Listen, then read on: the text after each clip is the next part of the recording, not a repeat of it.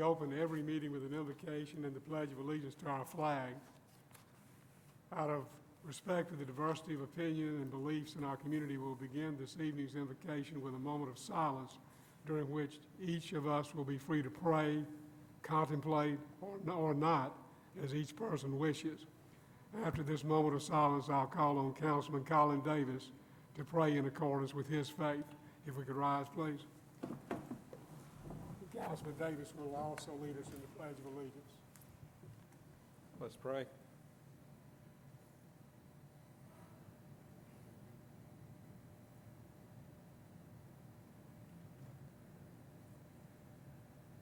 Heavenly Father, we thank you, Lord, for today. We thank you for the opportunities that you've put before us. Father, we come to you today asking for your comfort and your guidance and your strength as we face this illness and this pandemic together. Lord, we recognize that you'll never put anything upon us that you will not give us a way to get through. We ask for your wisdom to be bestowed upon us, and we ask for the courage to follow you. We ask for your strength and blessing in all that we do. These things we ask in Jesus' name. Amen.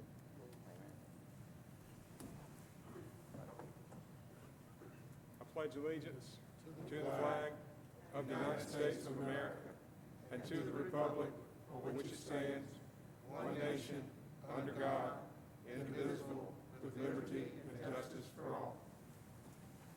Thank you, Councilman Davis.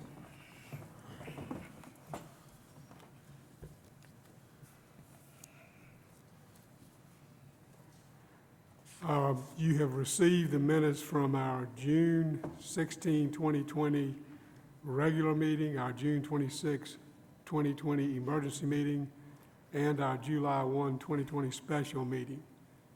Any others, Ms. Hammond? If they're okay with everyone, we'll accept a motion to approve them as written, or if there needed changes, we can hear on that as well. Move for approval. Second. Mr. Hasty moves and Mr. Lowry seconds that we approve all three sets of minutes that have been previously mentioned as written. All in favor say aye. Aye. Opposed, no. And they are approved as written. Moving into our regular agenda. Under old business, I don't recall that we have no ratifications. You can see we have just a few appointments that need to be made, and we can discuss those later if council wishes. Next, we have consideration of two of our emergency ordinances, and we'll take them up one by one. Ordinance 2688 is, for lack of a better term, our face covering or mask ordinance. Do we have a motion? Mr. Mayor, I move that we extend the period of the ordinance for another 30 days. Second. Mr. Mayor, Yes. 2688, I think is just, That's not the right one. it's not. the ordinance extends the emergency for up to 60 days, up to September Okay, we will, 20th. and Sorry. 2689 is the mask. Yes. Okay, well, we will just, if I may, let me correct that, and Mr. Hasty moves that we extend 2689, which is our mask ordinance, for 30 days. Yes, sir. And was there a second? Second by Ms. Dwyer, I believe. Second. Okay, motion made and seconded. Let me ask Mr. Crowe, now how is that going to put us at 30 days? Will we have two meetings before that time?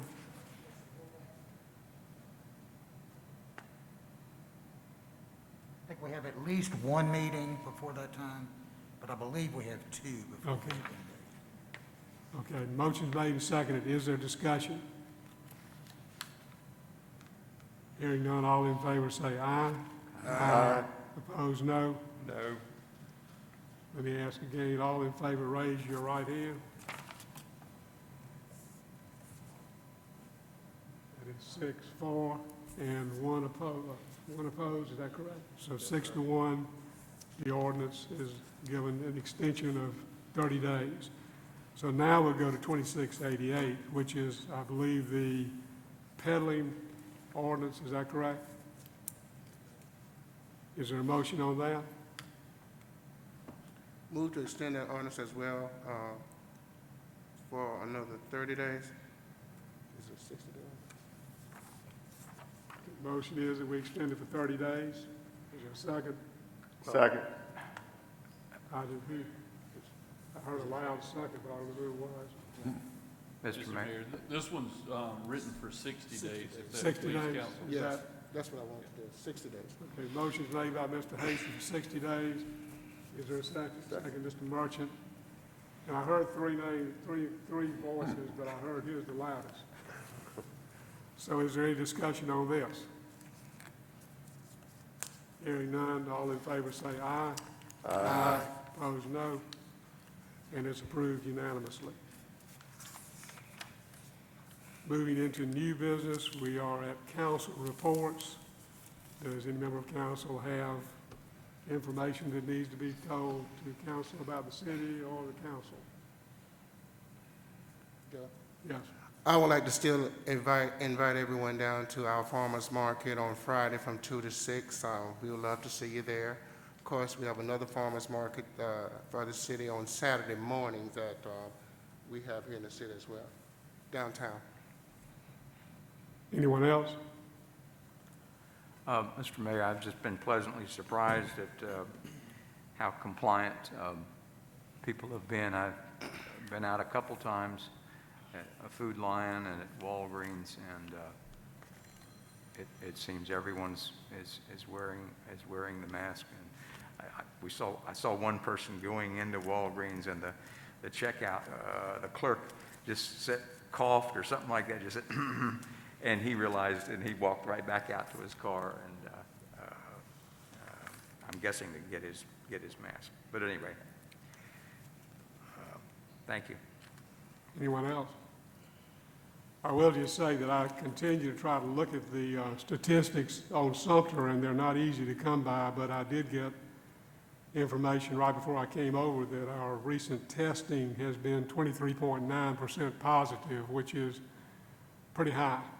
So, in my opinion, we do need to continue to stress wearing masks, distancing, and washing your hands, even when you think you don't need to.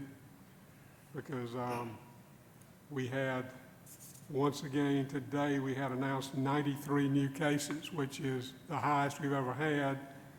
And we had 93 cases last week, I believe. So we're still up there. I had hoped for a change because we were down to 10 new cases yesterday. But really hard to make judgments because you don't know when these tests are being done. But still, they tell me that our positive rate is around 23.9, well, exactly 23.9%. Joe, if I may? Yes. I just went out on the computer today and just looked up information about face masks. And the CDC director, Dr. Robert Redfield, said cloth face coverings are one of the most powerful weapons we have to slow and stop the spread of the virus, particularly when used universally within a community setting. And then the last one I will read is, according to the Institute of Health Metrics and Evaluation, if 95% of Americans wore face masks, it could prevent more than 40,000 deaths by November. So that's a statement all in itself. Okay. Anyone else? Mr. City Manager, an update? Yes, sir. Mr. Mayor and members of council, at your desk, you have preliminary unaudited June 30 financials. So you'll notice when you look through those, there's still some revenues that we're expecting to come in, as well as a couple expenditures. That's why it says unaudited. It'll, everything's tracking just the way we expect. We will see those come in probably in the next 30 to 60 days, and we should be right in line with the audit time this year, right in time. So be happy to answer any questions you might have. Any questions of the City Manager? I noticed on the law enforcement, county share, and looking through that. Is there a goal that city and county have to kind of clear up on a particular date and then start over, or is this kind of, does it keep rolling over? No, sir, it does. Every single fiscal year, we'll settle up. Their books will accrue and end just the way ours does, at June 30. And so when we get our audit, they get their audit, we'll be all finished there. So some things, there'll be some contingencies and some things that'll fit right up to the audit report. But we continue to meet and talk about that, city and county, but it will track the fiscal year. Chairman, if I may, Mr. Mayor. Yes. You know, we've seen all the marches and protests about Black Lives Matters. And then we've seen our chief of police take pictures with the gang members. Has there been any follow-up with those young men since the picture was taken? Do you know? We'll have to talk with the chief. I believe the picture you're talking about was an impromptu march that they had. Yeah. And the chief and our police department were proactive, making sure folks moved safely and acted accordingly, and they did. And I think it was a very positive time. So certainly they've got connections to talk, but we'd have to talk with the chief about the ins and outs of that. Okay. I guess we don't have a duty or requirement to report to the news item or anybody about shootings in our community, because there was a shooting in my community last Thursday, and of course you know about that. A bullet went through my sister's home, through her kitchen cabinet, into her wall. And last night I noticed on the WIS that a young man was shot in Rembrandt at 5:30, and it was on the 6 o'clock news. But yet we can't get the item to report on shootings that happened Thursday of last week. And I'm sure the police department don't have a duty to report anything to the item, so if they don't hear about it, they probably can't report it. But we are very much concerned about that at our part of town when people are getting shot, and there's no report at all. 3 people have been shot. I said this in several meetings before, on Nelson Street. There have been shootings in the same area all the time, and it just continues. And the people are looking at me as their representative saying, why can't you all do something about that, Mr. Hasty? And I tell them that we're working on that, and that's about all I can say. But it's a dangerous situation in that particular area, and it has been so for a long time. Thank you. Well, we just always have to remember that the police don't cause these things, but they will make arrests, and That's right.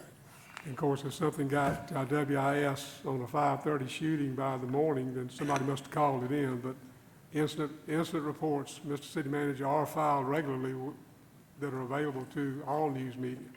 That's correct. Our job is not to cover the news. It is to handle these and go find out the bad guys and fix this. So police department is on it real time, and they work all through the weekend. So there's a lot of things we don't just talk about publicly, but I'm aware of, and they continue to work very hard on. And in the incident that the councilman was talking about, there's already been arrests made and a fair amount of work that's gone into it. So we would wish that no one would think about pulling a gun and shooting at or someone else. Certainly, if people would quit doing that, we wouldn't have any issues. You know, and you could understand the people are saying, we are concerned about the level of violence in this particular area. And now when a bullet can come through my sister's home, my 98-year-old mother is in that house, and it's just getting to be too much. My son, his children were over here this weekend, and he said, Dad, I don't think I'm gonna let my boys come back to stay with you because it's too dangerous over there where you live, on the south side. So I don't know what we're gonna do, but we gotta do something. Thank you. Are we patrolling those areas specifically at night?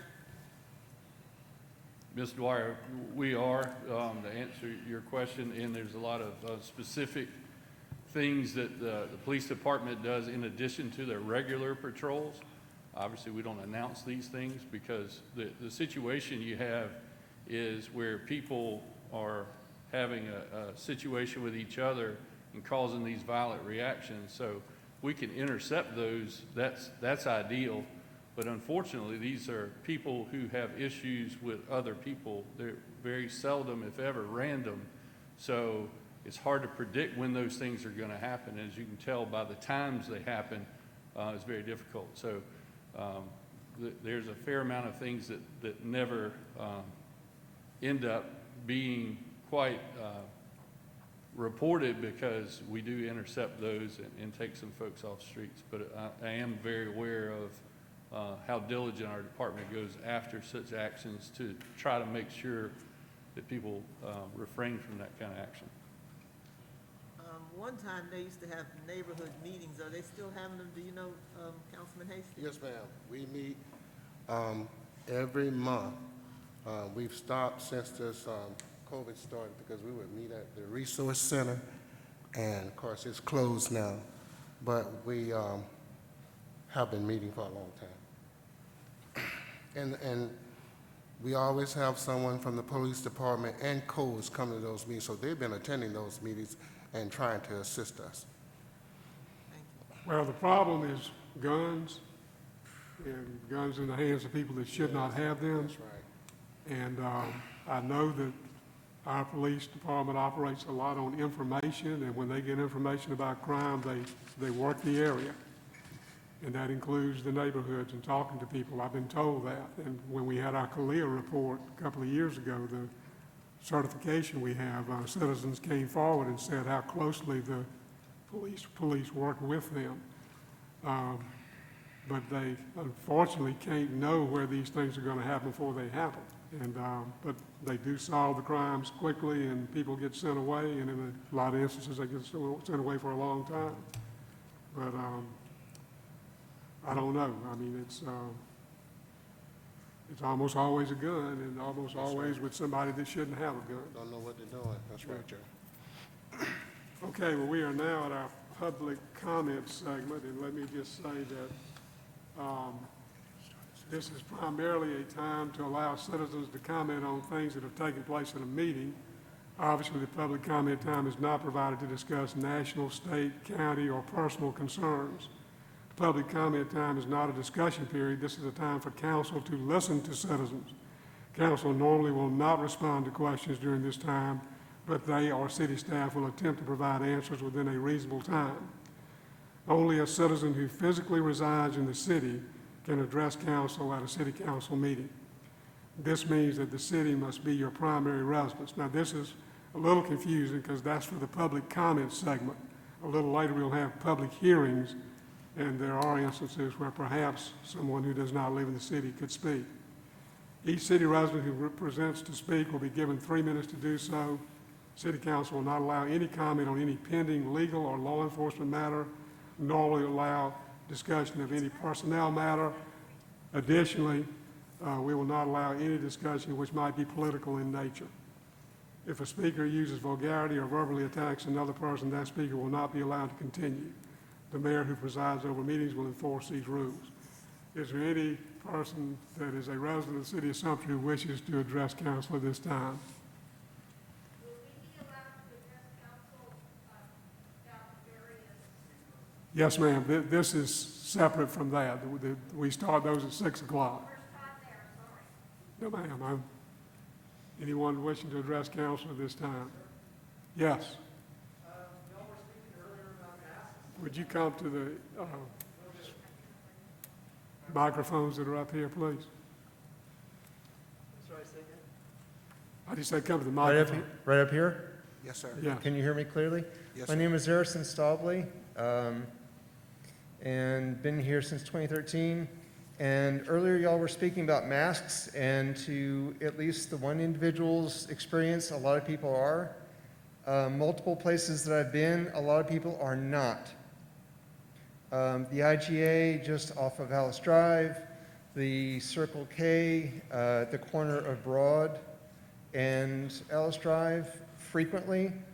A few other locations, people have just not worn masks. pardon me, or worn them in a useless fashion, as in have them down off of their noses, which is where most people breathe most of the time, or just hanging around their necks. And the folks that do not wear their masks or do not wear them properly, when I casually say, hey, you forgot your mask or your mask fell down, to give them a nice face-saving out, they tend to get, well, rather stirred up and refuse. And as far as I can tell, the stores either do not or cannot have any level of enforcement or active encouragement for their customers to actually wear masks or wear them properly. And all the rest of us who are making every effort to wear the mask and take the measures, that makes it a lot less useful.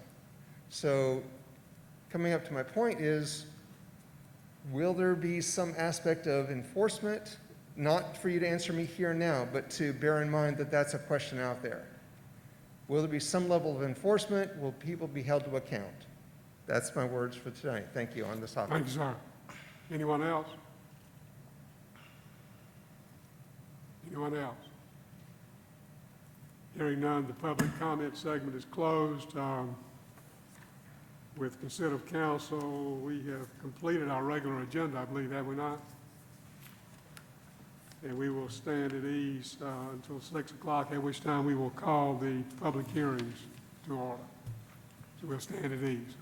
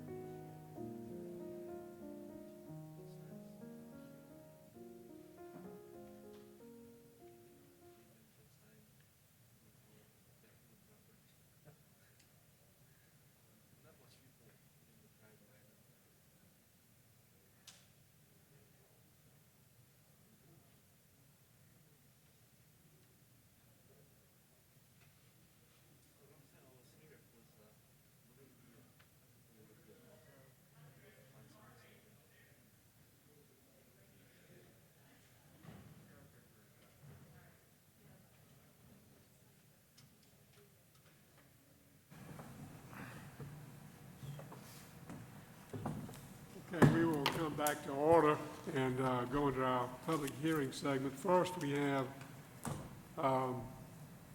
just mainly an informational hearing which deals with the community development block grants. We're going to receive comments from the public to amend the community development block grant entitlement budget for the year 2021. Mr. Gaines, you want to explain this to us?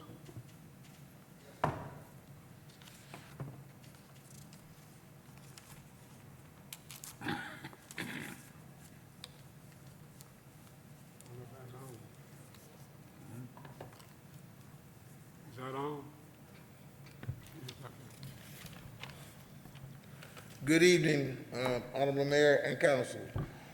The purpose of this public hearing is to give citizens the opportunity tonight to give their inputs for the way in which they want the city to spend its CARE Act allocation of $183,595. The funds must be spent during the current HUD fiscal year, which is April the 1st, 2020 through March 31st, 2021. The city of Sumter must use these funds to prevent the spread of COVID-19 and to mitigate economic impacts caused by COVID-19. I'm here tonight to answer any questions you might have and receive inputs. Now, the Community Development Block Grant Program provides help to low to moderate income areas and individuals and must be spent in those areas or upon those individuals.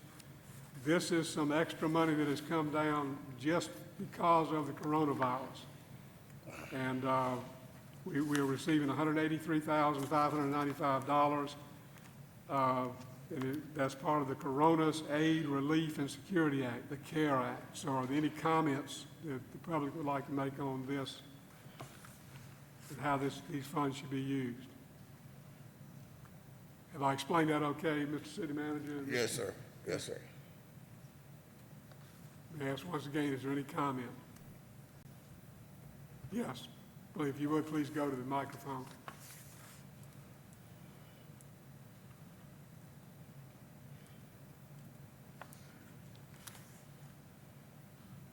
And give us your name and address, please, sir. Herb McClary, 91 Aubrey Circle in Sumter. The funds that's been allocated is there a criteria to meet in order to apply for these funds, or the budget has been set, but the disposition, has that been also set?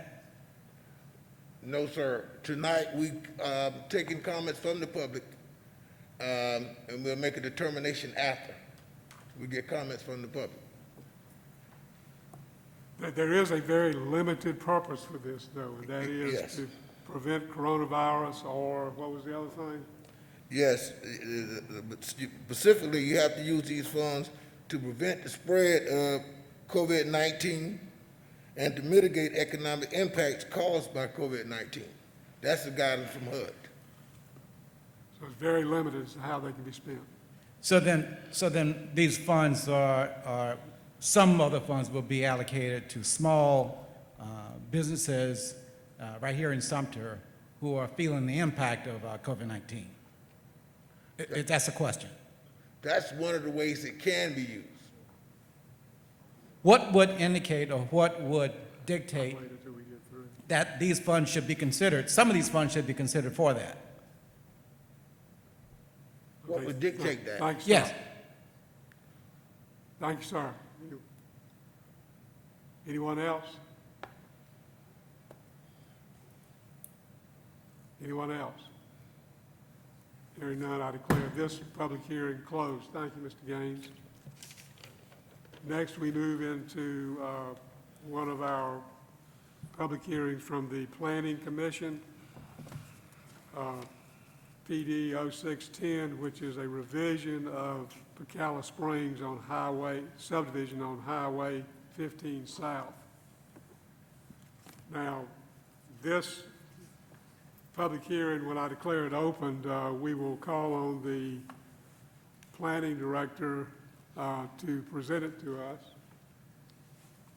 Ellen Rubin, and we will receive her information. Council may question her. Then we will hear from the applicant if there is one, or if the applicant wants to be heard, after which time council may question the applicant.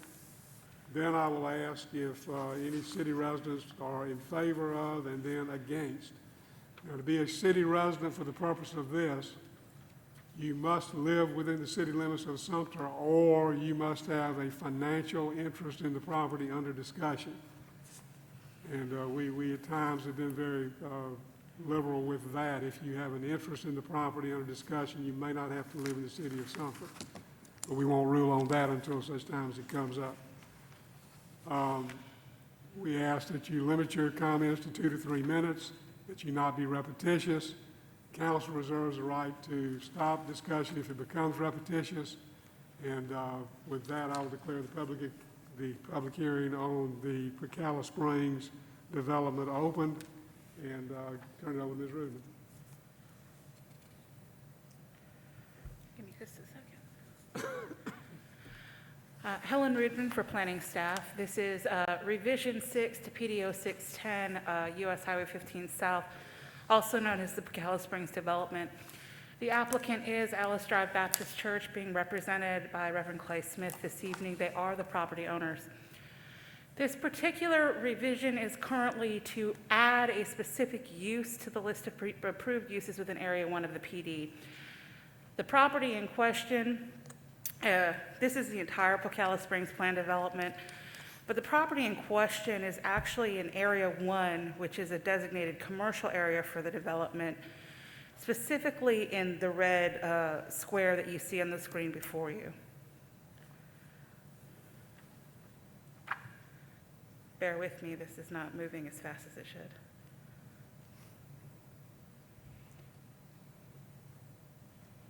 Okay.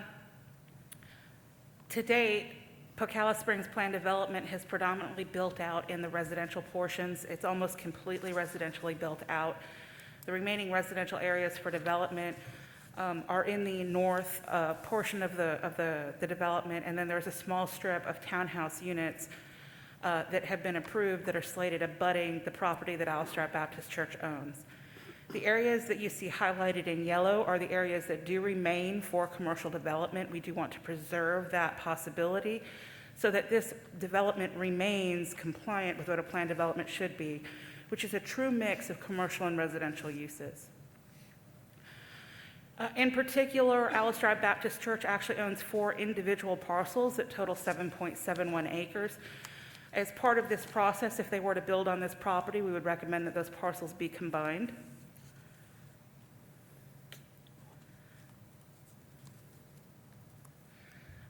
There are some specific PD ordinance languages that we're looking at, in particular, that this use only apply to the 7.71 acres that Alice Drive Baptist owns, and that it specifically only be SIC code 866 allowed on this tract and nowhere else in the PD.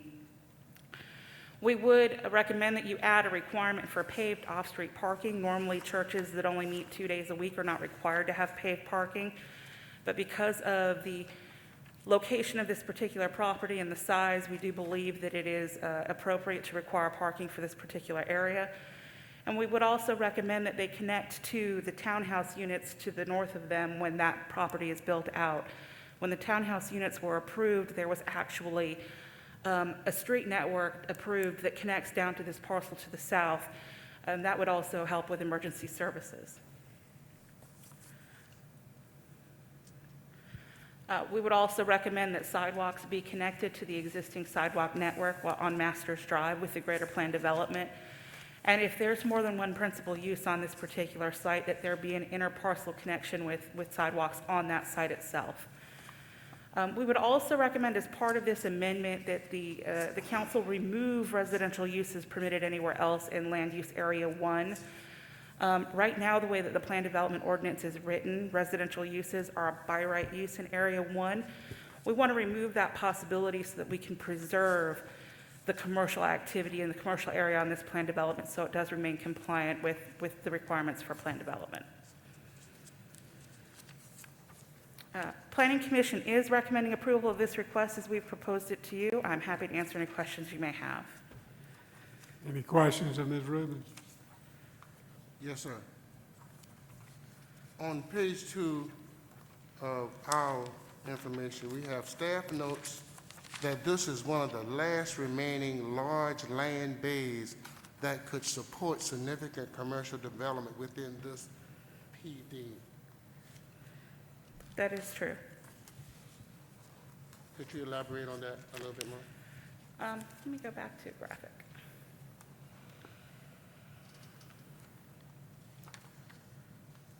Okay. The area that you see in this graphic that's green is that 7.71 acres. It's currently undeveloped. The area that you see in yellow is also designated for commercial development, but they're smaller lots. They're in the range of a half to 1 acre, depending on how they're combined and built out. If this land bay is conveyed totally to a religious use, although we do consider church as a commercial activity from the zoning standpoint, it pretty much shuts the door on any sort of larger commercial development in this PD, and it really leaves you with areas that are going to be small, neighborhood supporting commercial activity, say a dry cleaner, maybe some professional offices. We currently do have a bank in this strip.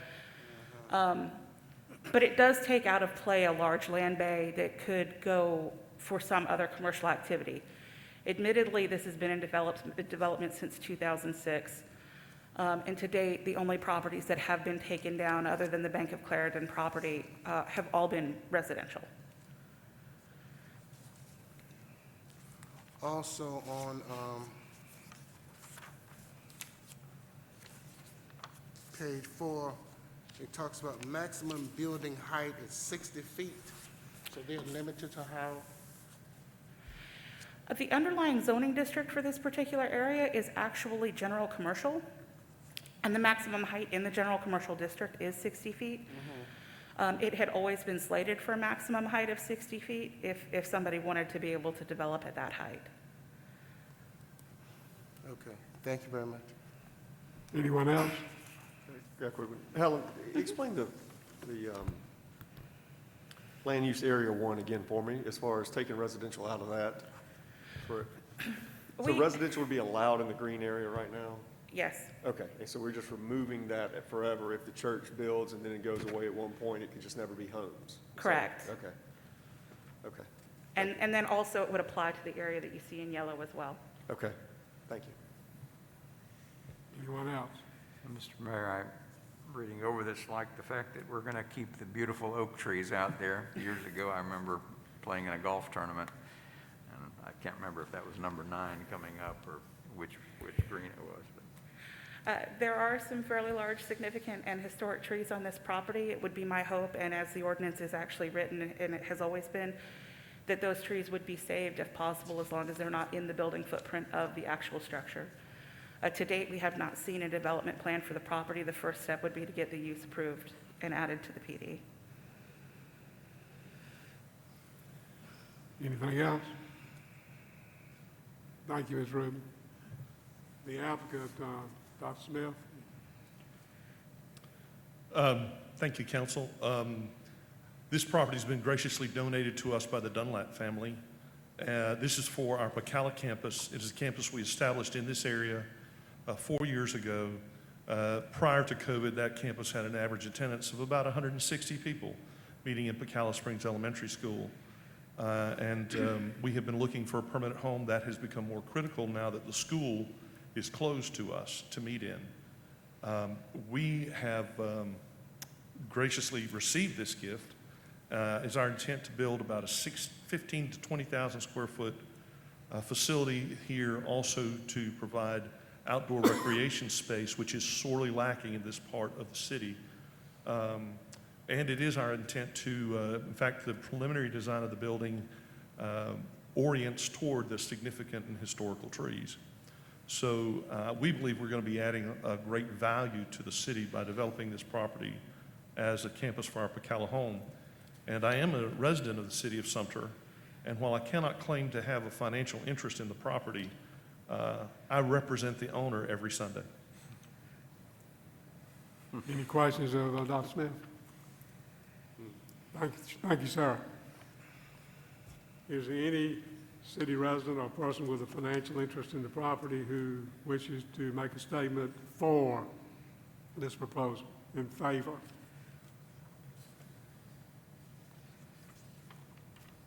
Hearing none, is there such a person who wishes to speak against the proposal? Anyone opposed? Seeing and hearing none, I declare this public hearing closed. Does council wish to take any action at this time? Mr. Mayor, I could move to consider first reading of PD 06-10, Division 6 as presented. Ms. Rubin, that would include the suggestions that you made? Correct. The draft ordinance includes all of those items addressed. Okay. Second. Motion made by Mr. Merchant, seconded by Mr. Hasty. Is the discussion? Hearing none, all in favor of giving this first reading, say aye. Aye. Opposed, no. And it's unanimously approved.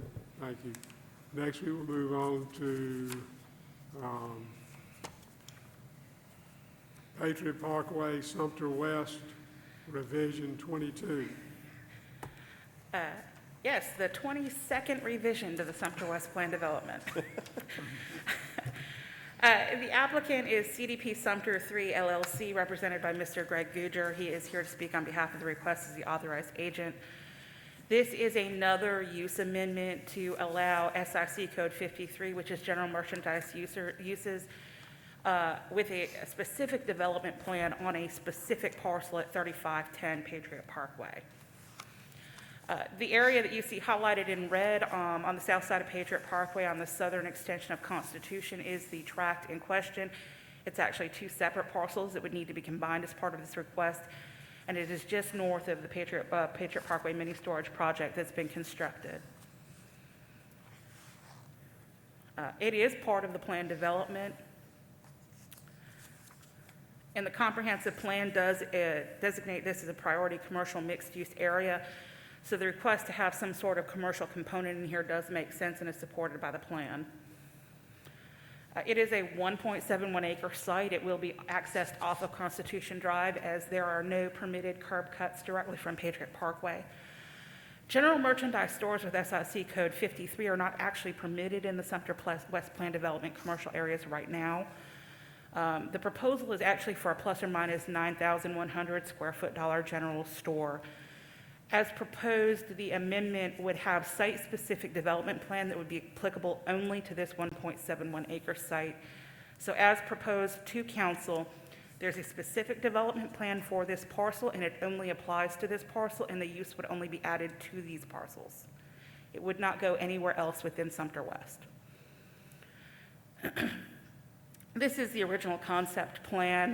The areas that you see highlighted in pink were originally neighborhood commercial zoning. The underlying neighborhood commercial designation does not allow for general merchandise stores, which is where this request is coming from. To date, all of the residential aspects of this plan development are almost completely built out. The last place under construction is currently Magnolia Courtyard, and there are only probably about 20 units left in there. Otherwise, the rest of this PD is purely commercial waiting to be developed. Here is the proposed development plan. It's showing the 50-foot parkway buffer. The parking is located to the side of the building, not to the front of the building, so it's not the first thing that you see on the parkway. They are planning for future interparcel access to the properties to the west. You see the way the driveway starts to end. They do have some general buffering areas that they are proposing that are shown on the concept plan. These are being pulled from the landscaping standards in Article 9 of the city zoning ordinance, so we do find that those are compliant. This is the prototypical building that they're proposing to construct on this property. This is the general building layout that you would see, but this is the sign that they're recommending from Planning Commission. It'd be in muted colors. This particular building is a blend of hardy board or fiber cement board siding, as well as brick and then there are faux shutters around the building to give the appearance of windows. This property is influenced by highway corridor standards, so we would expect that this PD amendment include these specific or in substantial conformance with these specific building elevations. So as I said before, we add this use specifically to those particular parcels and only those parcels. The referenced development concept plan and the landscape framework, as well as those conceptual elevations, would be a condition of the PD approval. The setbacks that they would be using on Constitution Drive is 35 feet. Their exterior side on Patriot Parkway is 50 feet. We're also looking at a side setback of 5 feet and a rear of 25. We would be maintaining a 35-foot building height, which is really in alignment with the residential heights that are in the area, as well as the maximum heights that we see on commercial development to the north. We also would want the building exterior, that fiber cement board and the brick, as well as the architectural shingles and the paneling to be approved as part of this condition. We would recommend pedestrian access from the store entrance to the multi-use pathway that runs along Patriot Parkway. The signage in this particular project, we would recommend be in muted colors. There would not be its own freestanding sign. There's already a condition that requires that the signage in this particular land bay be part of a consolidated sign at the road, which is a monument style. So they would add their signage to that monument sign that's currently under construction, I believe, for the mini warehouses to the south. Again, the properties would have to be combined, and we are requesting that the site plan and highway corridor review be done at the staff level so long as it's in substantial conformance with the information that we've just presented to you. Planning Commission does recommend approval of this request in accordance with the items listed below, developing in accordance with that concept plan and those building elevations, that use only apply to these particular parcels, and that the size and scale of the proposed use we find really does meet the needs of the neighborhood and surrounding areas. I'd be happy to answer any questions that you may have. We also have Mr. Guger here to speak on behalf of the request. Any questions? Yes, sir. In section 3, it talks about the first full paragraph. It says the area with this designation should be protected against undesirable uses as industrial, automotive repair, or uses primarily engaged in outdoor storage. Destination retail uses and neighborhood commercial uses are encouraged within the designation as appropriate. Design, layout, impact, or adjacent properties, landscaping, and architecture all play a vital role in determining context. So this area is to be protected from industry and that type of thing. But this seems to be a very appropriate the store for that particular area. And staff agrees. We believe that the applicant has provided all of the necessary information to prove that it is a context-sensitive design and that it is appropriate for this particular area. Yeah. This pedestrian walk, pedestrian connection, is that a sidewalk? Or? That is a very fancy way to say sidewalk, yes. Okay. Thank you very much. Anyone else? Thank you, ma'am. Is anyone here for the applicant? Can you give us your name and address, please, sir? My name's Greg Guger. I'm at 101 North Pine Street out of Spartanburg, South Carolina. I am the owner of Coastal Development Partners. We're the preferred developer for Dollar General between Columbia and Charleston. We manage the lower half of the state for them. We are very proud of many of the locations that we've already done in the city as well as the county of Sumter. When this became a target area for Dollar General, I don't know how many phone calls we made to planning going, really? Is there not a place for our general retail use in this PUD somewhere? And we kept asking the question different ways. When it allows for grocery stores and mini storage and restaurants and general small retail uses, but did not include general retail or specific SIC code, we were kind of amazed. And so we agree with you that we blend in very well in this area. For some of these areas that are very sensitive to architectural design, we're also very proud that Dollar General has come up with a concept plan and a new prototype that gives us some guidance from a national level on how to do a pitched roof design and like the hardy board that we showed here that still works within our financial models for a Dollar General. And so we look forward to bringing this project to this area. We currently have the land under contract, and if this is approved, we'll quickly move forward with bringing this needed retail to your community. Thank you, sir. Any questions? Thank you, sir. Thank you. Is there any person who is a city resident or who has a financial interest in this property who wishes to speak in favor of this proposal? Anyone in favor? Hearing none, is there anyone who meets the requirements who would like to speak against this proposal? Anyone opposed?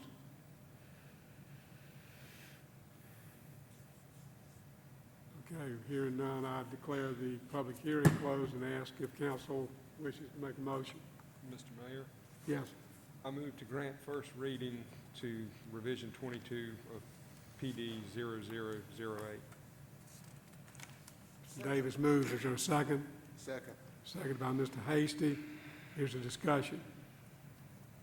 Could I ask one question, Ms. Ruman? You several times mentioned this applies only to this property. Why did you say that so frequently?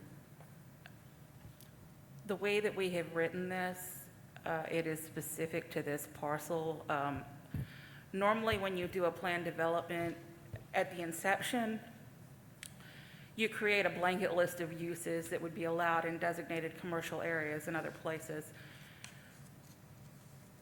Planning staff felt that it was appropriate to add a general merchandise use, which is everything from Dollar General all the way up to basically a Walmart or a Sam's Club, to this lot specifically, because if we open up the entire neighborhood commercial area to general merchandise users, we don't get the size and scale compatibility addressed the same way we do that when we do a parcel-specific development plan. We're not necessarily opposed to having a general merchandiser such as Dollar General in this particular plan development, but we do take caution and take pause with adding general merchandise users to all of the undeveloped property currently within the Sumter West plan development, absent some sort of firm development plan. If we add that use to the PD without any restrictions and without any development plan associated with it, it really takes control out of the community's hands about what ends up being constructed in there, which is one of the things that's attractive about having a planned development like Sumter West. Hope that did I answer your question? Yeah, what year was this Sumter West begun, do you know? 20 years ago, in the year 2000, that's what 00 stands for. Yes. So this was kind of one of the first great forays into a large-scale planned development. This is probably one of the 2 or 3 examples that we have of a true mixed-use plan development in our community. At the time it passed, it was fairly progressive because the idea was to have a little community set up out there which would have its own retail and to keep people from getting in cars to having to go places, but it's been slow developing. Okay, I'm sorry, we have a motion and seconds. Any other discussion? Yes, sir. I'm so sorry. I know that I hear was, from him again? Is it okay if I call him? Yes, sir. Yes, sir. thank you so much for indulging me again. When this went to Planning Commission, it went with an approval recommendation from staff that did not have the muted sign requirement. And that was a discussion during Planning Commission that our sign be muted. certainly the yellow and black of Dollar General is very much a brand recognition item. And a question that I have not asked is, are all other retailers in that area also required to mute their signs? And the only disagreement that I have with what we're asking for tonight, or how this is about to be approved, is, for example, the mini storage sign behind us. If it is not muted, we would certainly prefer that our sign also not be muted. That's my only Thank you, sir. comment. Thank Okay, you. we have a motion and a second. Is there any further discussion? Hearing none, all in favor say aye. Aye. Opposed, no. And the proposed ordinance is given first reading as to Sumter West. So we'll move into our next public hearing, which is a proposal concerning US 521 and Beckwood Road, a rezoning. Ms. Rubin? RZ 2004 at US 521 and Beckwood Road is actually going to remove the planned development designation from a tract of land straight to a regular zoning designation. The applicant is Reverend Giovanni Nunez. He is here to speak on behalf of the request. However, he has asked Mr. Joy Duggan, who is a member of the congregation, to speak in his stead. He is the pastor at St. Anne St. Jude Catholic Church, and he is a representative of the Charleston Diocese, who are the property owners. This request is actually to rezone approximately 193 acres from planned development to general commercial. It is a fairly large land bay with frontage on both Beckwood Road as well as Camden Highway. It is zone plan development. In 2005, when the plan development was conceptualized and codified, it was intended to be a master planned Catholic community with church, school, recreation, housing, senior care, etc., but that's just never come to fruition. It is inside the city limits. It's an extension that attaches to the county, but to Beach Forest, but it does have county on both sides of it, to both the north and east and west, and some areas of the south.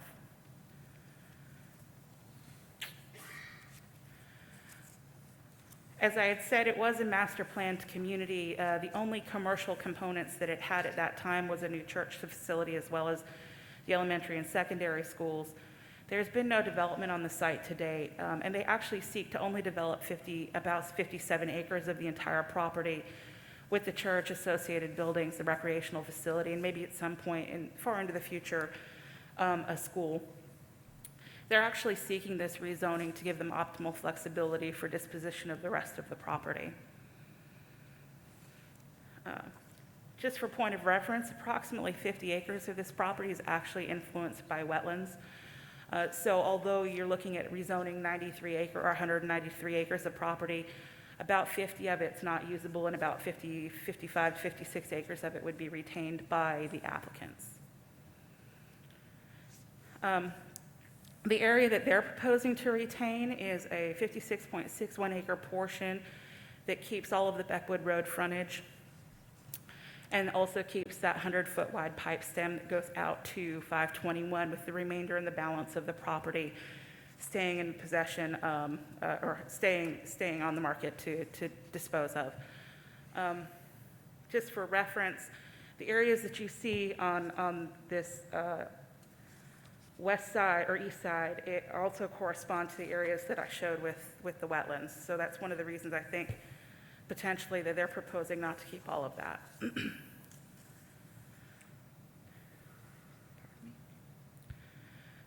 Currently, their site plan accounts for some ball fields and the church sanctuary.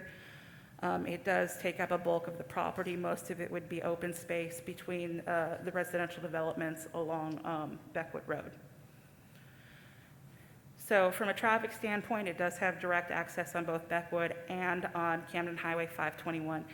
These are both DOT-owned roads, and they're maintained by DOT, so any access or encroachment permits would actually have to be approved by SCDOT. If required, future transportation impact mitigation measures might be required at time of site plan approval. This could include a comprehensive traffic impact study based on any final users. Planning staff is recommending approval of this request. It does allow the owners to pursue limited development plans while returning viability and market usability to the remainder of the property. It also allows for a mix of future commercial and residential development that is compatible with the Thomas-Sumter Highway corridor. General commercial is our most permissive commercial designation in the community. But it is my understanding also that limited commercial would also allow them to do what they propose to do as well. Happy to answer any questions you may have. Any questions of Ms. Rubin? Was there any debate about limited commercial versus general, or does it? There really wasn't at Planning Commission. Thank you. Did we not turn down a general commercial request in this area recently? It was further to the north. Well, we went limited commercial as opposed to general, correct? It was this piece right here. We rezoned that to limited commercial That and did go to not. limited commercial, yes. Now, go back to the picture of this 190 acres. What is there between the end of that property and the Camden Highway? Let me, oh, okay. All right. So between the end of this particular property and Camden Highway, Yeah. at the intersection of Beckwood and Camden, you have a small residential subdivision that is zoned R15 with adjacent lots that are also zoned agricultural conservation. It is a pocket of the county. And then just south of that, you have one more residential user between the general commercial chunk that you see, which is the new gas station and convenience store truck stop location in this particular parcel. And then just abutting to that is a residential subdivision development that's under construction. Okay, what is, I guess, northeast there, along Beckwood? On up? No, on the other side of the road. No, I'm sorry, the other side of Beckwood, there, yeah, what is that? That is also a residential subdivision. What's the name of it? I'm not certain it has a formal name, but it is Aubrey Circle. Okay, thank you. Any other questions? Does council wish to take any action at this time? Someone at the podium. We've got to hear from the. Public.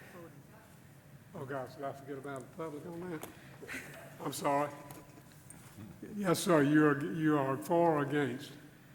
I'm Joey Duggan. I'm here to represent the church and I'm Father sorry. Gio. I really did jump ahead of myself, didn't I? So I would just tell you that our plan started about 20 years ago when we were looking at, the land was purchased by some people in our church and donated to the church itself, that 193 acres. We started a fundraiser project at that time, and based on that, we just didn't raise enough money. So we knew that we needed to try to do some more fundraising. So we started about 2 years ago fundraising again, and then once we met that particular goal, we then started looking at some other plans to be able to build the church. So based on that, we knew that the large-scale plan wasn't something that we were going to be able to have happen based on the funding. So we had then turned around and said that, a church is what we need to start with, and that was, the Diocese of Charleston, our bishop said that that's what we need to start with, and that's where we're at. So we went through plan development to be able to determine what it is that we need to do that would be best for us to be able to start. Would you give us your full name, your name and address, please, sir? Yes, Joey Duggan, and I live at 30 Wildberry Lane in the city of Sumter, and I'm here representing St. Anne St. Jude's Catholic Church, which is also in the city of Sumter. And Father Gio lives at 611 West Oakland, which is the St. Jude's campus, which is in the city of Sumter. Any questions? Thank you, sir. Is there anyone who's qualified to speak, that being a resident of the city or having an interest in this property, financial interest that is, who would like to speak in favor of this proposal? Anyone in favor?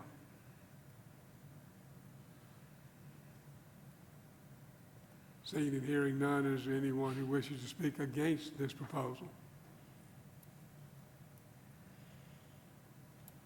If you would give us your name and address, please, ma'am. My name is Rayanne McClellan Stobley, and I live at 1861 Pheasant Drive. That little housing subdivision where you see that thin line that goes up, we're that little housing subdivision there, the white part. Does that clarify where we're at? Everybody understand? Could you show it? Okay, yes, ma'am. All right. Now, I have a written text from my neighbor, the Beckwoods, because he had to go to Kuwait yesterday for the military, and he was afraid that his email would not arrive to your office in time to express their concerns. And I have my own concerns. Okay?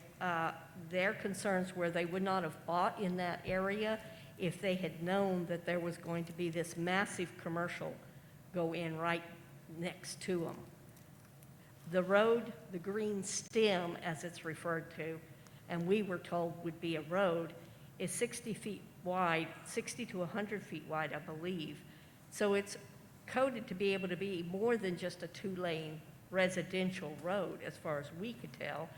And so we're looking at this whole thing being developed into a big, wide-open commercial. There's no limit on what these commercial applications could be. The church is saying that the portion they're interested in, they're going to keep as baseball fields in the church. So we're going to be right up next to the baseball fields, traffic going up and down to it, okay? And then the rest of it's just wide open. So we're expressing concern at this commercial development that's just no limits to it. We don't feel that it's good for our property value. My personal house is going to have Pheasant Drive in front, and then it's going to have this huge road right behind me. I'm going to have a road on each side. I will lose all property value. I'm not even sure I would be able to give the place away. So we go from a very quiet cul-de-sac type neighborhood to wide open. They go from a nice quiet little house that they can raise their kids in and let them out in the yard running around to you've got to put up a big fence and protect your children area. We're very much against it for property value. We're against it because it's wide open commercial, not limiting it in any way to consider the people who already live there. Thank you. Any That's questions? two different houses. Yes, ma'am. Any questions? Ma'am, if you said you had a statement, if you would give it to the clerk here. Yes, sir, if you would give us your name and your address, please, sir. Sorry. My apologies, I'm still not used to how much my mask fogs up my glasses. But my name is Harrison Stobley. My wife and I reside at 1861 Pheasant Drive, and we've been there since 2013, and I retired from Shaw Air Force Base. First, I do have the exact text now that came from the Beckstead family, and it specifically says, quote, "I just feel like we would not have bought the property knowing we would have our privacy uprooted and the safety of our children compromised by someone rezoning for commercial building. The entire reason we bought our house was the privacy it had. If they were truly, quote, good neighbors, unquote, they would offer the STEM property for purchase rather than rezoning and plowing through everyone's front and backyards, leaving us completely exposed with zero privacy.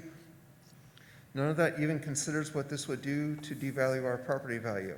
With my husband being gone months out of each year with the military, the privacy and security of being unseen from Pheasant Drive is paramount.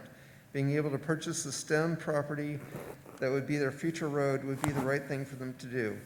Building and rezoning commercially would totally uproot all of Pheasant Drive's residents. The Beckstead family at 1865 does not approve of rezoning the STEM to commercial. And I was asked to read this if I could get it in time. Now, from my own personal angle on this, starting off, the site plan indicates that road and seems to ignore the fact that both Pheasant Drive and Partridge Drive both run right into the designated intended site. So despite the fact that they're existing roads, they're looking at plying right between our property, bracketing it front and back along the power line that feeds our houses. It'll also chop down a number of old trees, and who knows what it's going to do to the property value. My next point is that, as we all know, flooding is an issue in South Carolina. And my question is, what's going to happen to the ditch that's next to all of our property? As is, our property was lucky enough that we just got a soggy yard at the last 100-year flood. But, well, that whole area, there's nothing guaranteeing that the church is going to do that development that they're talking about for their site. It's just the target is to zone it for general commercial. What kind of guarantee do any of us have that a developer would actually keep a fair eye to proper drainage instead of just letting, acres of parking lot sluice off and drown our yards and our houses? Further, as was mentioned earlier, there's a gas station down where it's now general commercial. I've been informed that the property owner that's wedged in right to the left side of the gas station, that there was supposed to be an earth berm to provide a measure of privacy, noise abatement, and keeping back on the debris. This is anecdotal, this is word of mouth. But I understand this to be true, and it has not been built. So if that doesn't go through, what kind of assurances do we have that a developer for general commercial will take any kind of measures to go easy on our privacy and other impacts? Finally, we've got the new houses planned in from Mason Road all the way across to Stamey Livestock. There's that new development out towards Shaw Air Force Base. We have an empty Kmart. We have a slow mall that the last time I was there were empty businesses. And then on back behind the mall, there's an area that was flattened of all the trees and turned into a swamp every time it rains. So just how many more commercial areas and whatever else? I mean, how many spaces do we need for a grand supermart and jumbo-sized parking lot? So things are bad enough right now, as everybody knows, without us, on top of everything else, having major general commercial development area slapped in with a road slammed in on the other side of our property. What kind of hit are we going to take our property value? And as my wife said, end up with a place we can't even give away.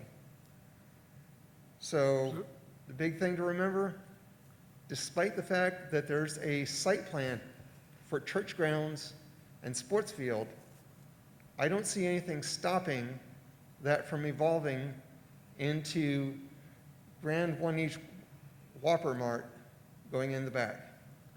Thank you for your time. Thanks, sir. Any questions? Thanks, sir. Anyone else wishing to speak against this? Yes, sir. Give us your name and address, please. My name is John Belton. I live at 875 Trailmore Circle, Sumter. I am also the pastor of the Bible Way Church, which is located at Beckwood Road and 521. My concern is, as the lady said, that road is very narrow. And would this necessitate widening that road, Beckwood Road? It's a narrow road. And also, when we purchased that property back in 89, we've cleaned it up some. A person got killed right there at 521 and Beckwood Road, but we've cleared the debris. Now it's clear. But I'm concerned about traffic coming out onto 521 right there. Right across from our church is a cemetery. And if they decide to widen that road, I know there are some laws against going over on cemeteries, and I'm concerned about coming over on our property, narrowing our property, because we are right on Beckwood Road and 521. Just want to have some concern about that. Thanks, sir. Any questions of the Reverend? Thank you, sir. Anyone else wishing to speak against the proposal? Hearing none, I declare the public hearing closed. Is there a motion? Does the council wish to take any action at this time? Just a question. To planning, Helen, can you speak on some of these concerns as best you can? So the stem that we're calling it now down to 521. Yes. It's currently just a wooded parcel or natural area or whatever. It's currently approximately 100-foot wide wooded strip. So what would say there was development that proceeded and that wanted to be an access road, what are the protections for the homeowner what in the process and through the process that a potential We actually do require buffering on all of the side property lines based on existing use to adjacent use. So there would be a minimum 10-foot wide buffer strip. As part of that development, we'd also look at whether there are historic and significant trees in that particular area. The drainage ditch itself,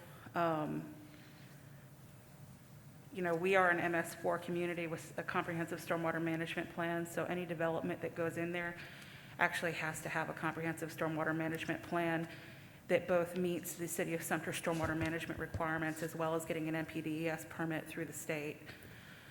So we do address stormwater management in that methodology and in that manner. It appears to be mapped wetlands on this property, so it's specifically potentially going to have to get some jurisdictional determinations if they want to move into those areas and comply with development standards to the Army Corps of Engineers. As far as that particular pipe stem that goes out to 521, it exists, it's there. If they had a request to come in and build in the back, they'd have to go through a DOT encroachment permit process. It would have to meet the right road profiles. They'd be looking at how far away it is from existing intersections.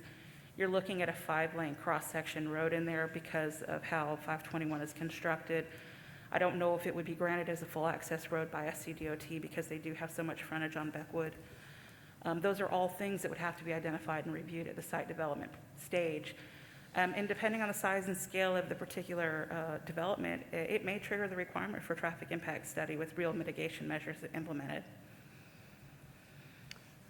is there anything that prohibits access down right in between the property line and the wetlands in that area? We don't have anything specific in the ordinance that would prohibit it. And to speak on the Beckwood Road concerns, so if the church builds this facility there, is there any road traffic studies, anything that would have to go through? It would depend on the size and scale of the facility that they're building. We would look at the cumulative effect of what they're constructing and what the ITE, the International Transportation Engineers, trip generation manual would say about the proposed uses. We have a requirement that if it triggers 100 peak hours, meaning AM or PM, that it's required to do a traffic study. So that is in the zoning ordinance. Also, because it is an SCDOT road, it could potentially be requested by DOT without it being triggered in our regulations. But it's not based on just general traffic count on that road or any No, other sir, it's thing? not. It's actually based on the impact of that particular user being added to that road network. Thank you. Anyone else? The only thing I think about is, we need to be considerate of those that are already in the area. And, there are always going to be things want to be changed and whatnot. But it's unfair to those who have made investments in something and thinking they're going to have one thing, and then years come and they find out that their dream is being, diminished. because of something as, being brought before us. So I think, we need to give, hard thinking on that and start, we have to think about the people that we serve who are taxpayers and who have made investments. And it's unfair to come in at a later date and try to make changes such as this. So that's my feeling. And I think as a council, we need to give it some hard thinking and see what's best. Your house is your castle if you've invested into it and thinking of years to come and maybe handing it down to children or something like that. So, business is business, but your home is your castle. And we have to do what's best for our residents, too. Mr. Hasty? If I may, normally when these type issues come before council, the party requesting the change has already met with the folks in the community, and they have sometimes a consensus. Do you know whether there have been any meetings between the church and the people that live in the community? I would have to defer to Mr. Duggan to answer that question.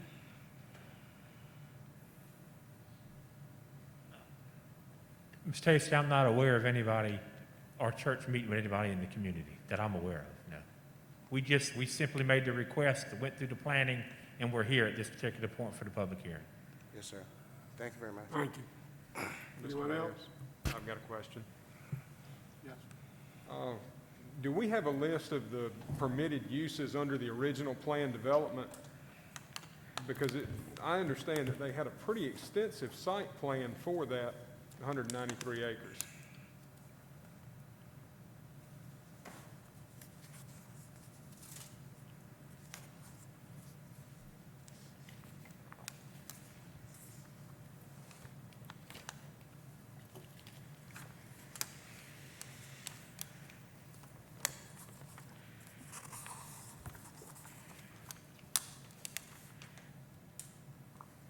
There were 7 things permitted in that plan development.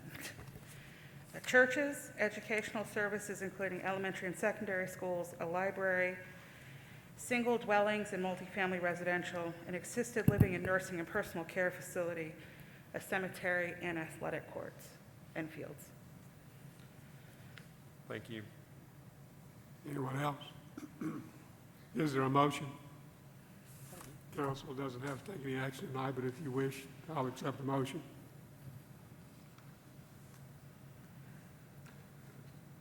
Hearing none, we'll move on.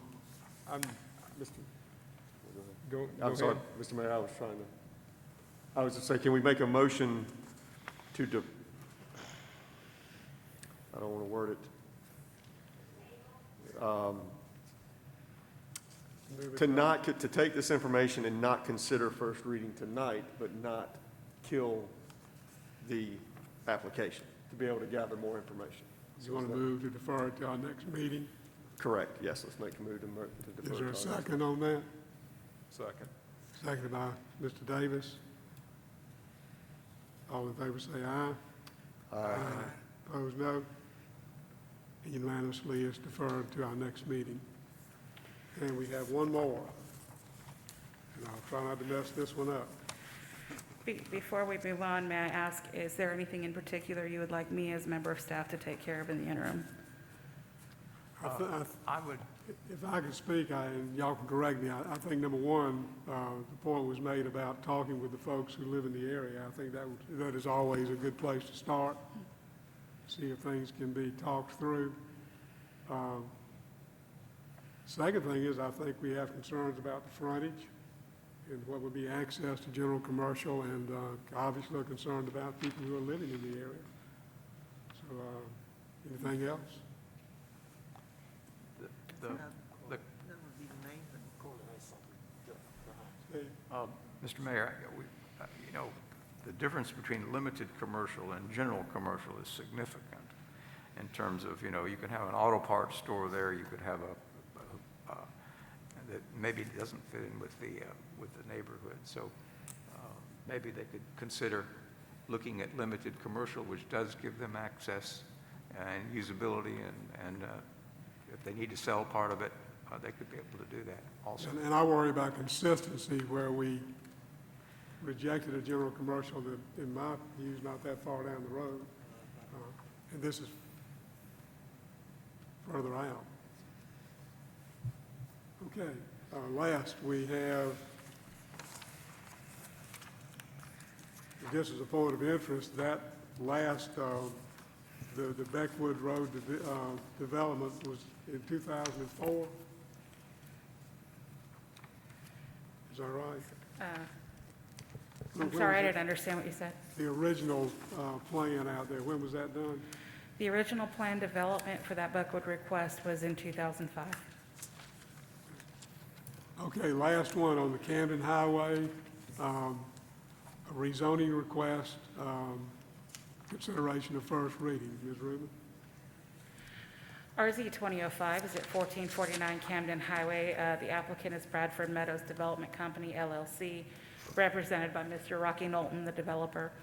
This is to rezone approximately 34 acres from residential 15 to residential 6 on Camden Highway near the Alice Drive intersection.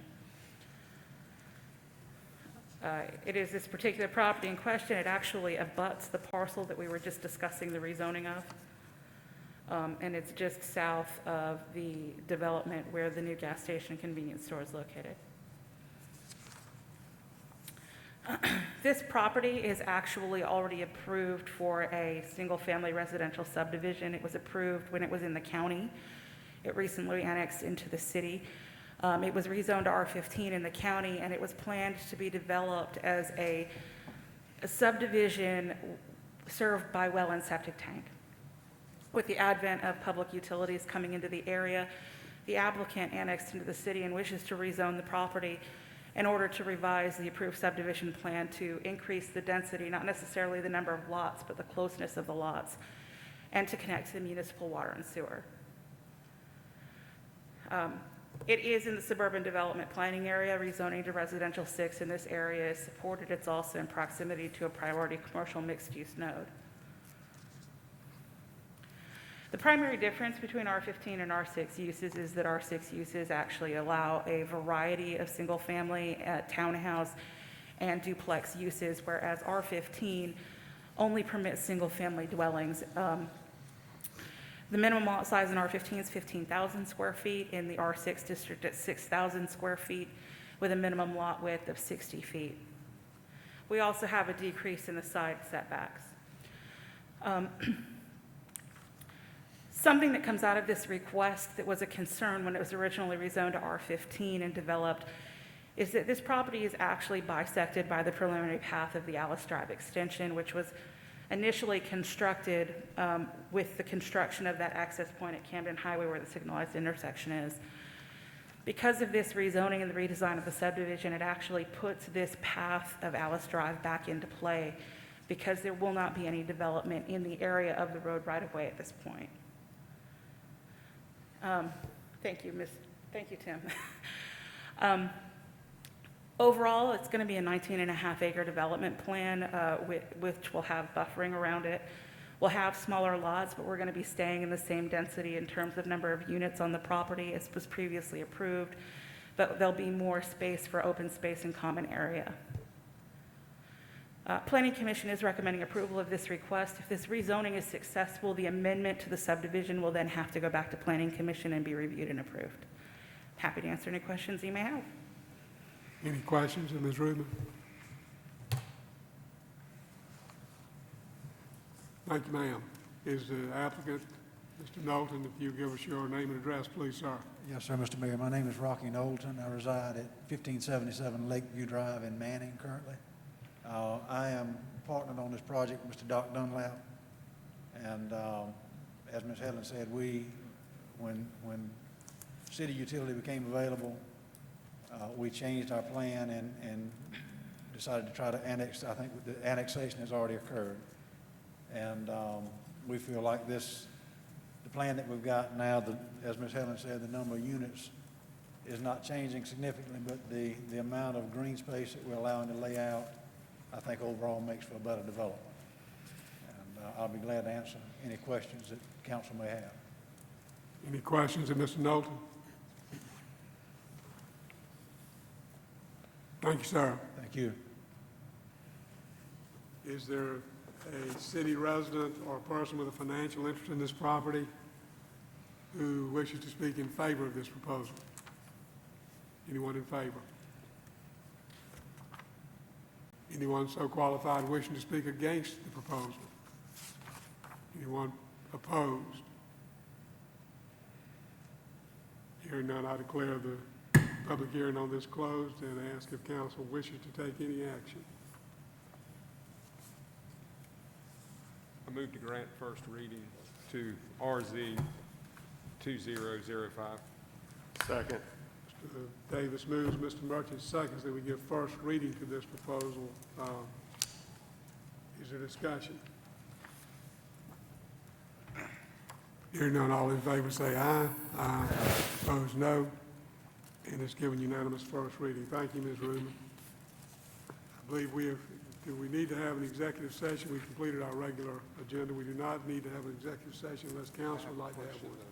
Huh? I would like to talk about an issue that you told me to wait till it's over. Okay. Clarence, I would like to address Mr. McClary's question concerning the CARE Act allocation. We have $183,595. And I guess one first question, will there be another public hearing or just this one right here?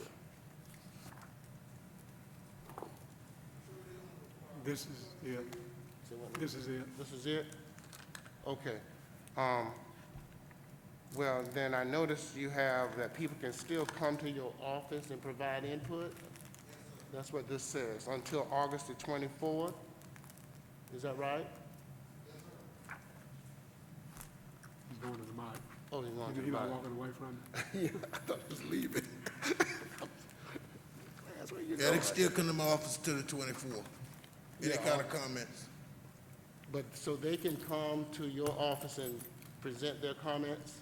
Well, the way our office is set up now, they can come to the door, they can call me, I can come to the door, and they can, any comments that they got, they can email me or whatever. Okay.